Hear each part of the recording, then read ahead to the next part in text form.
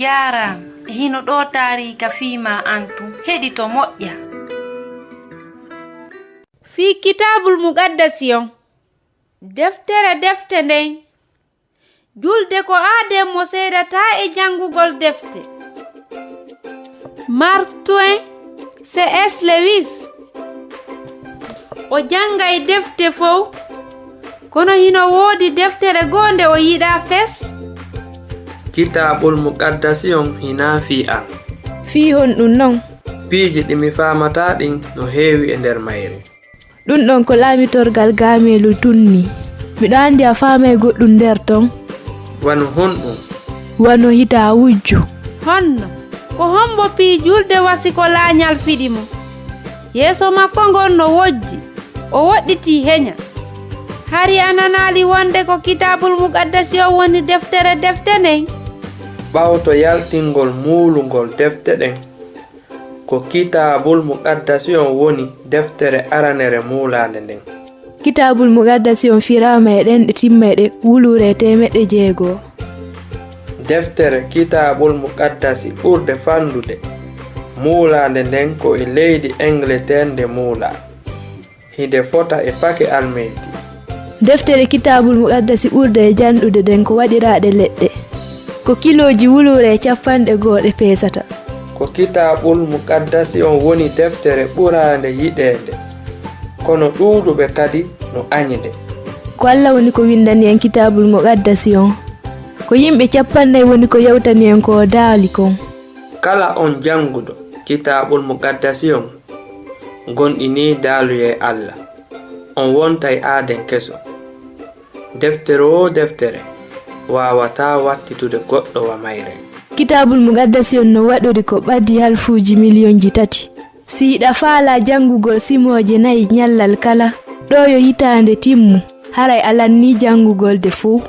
aadenjo mo leydi Angleterre jangi kitabul muqaddasiyon laabiji 100.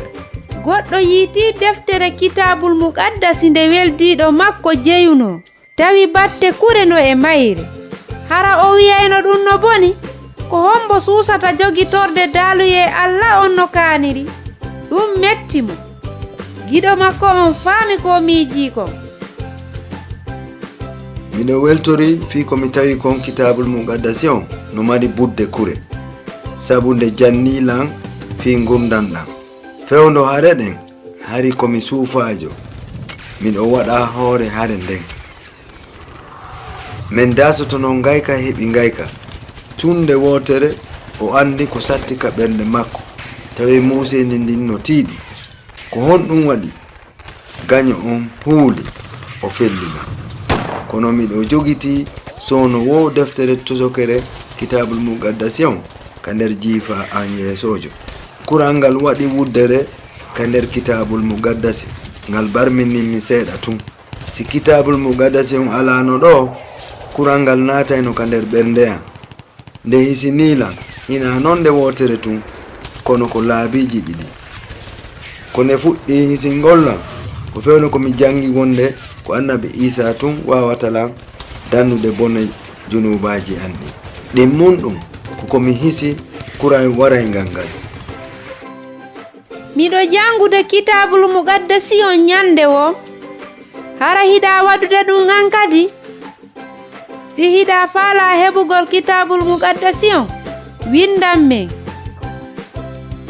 e hino ko windi kon ka kitabul muqaddasi daaluye ma on ko lampu ka teppe an ko o ndaygu ka laawol an ngun ndaygu hollay en laawol ngol hara wona fiyo en majju kono fiino yiitire laawol hewtinaygol ngol ka Allah. Husainatu wonno e yewtude mi weltanike ma fii ko heɗitiɗa kon hiɗen e saayi.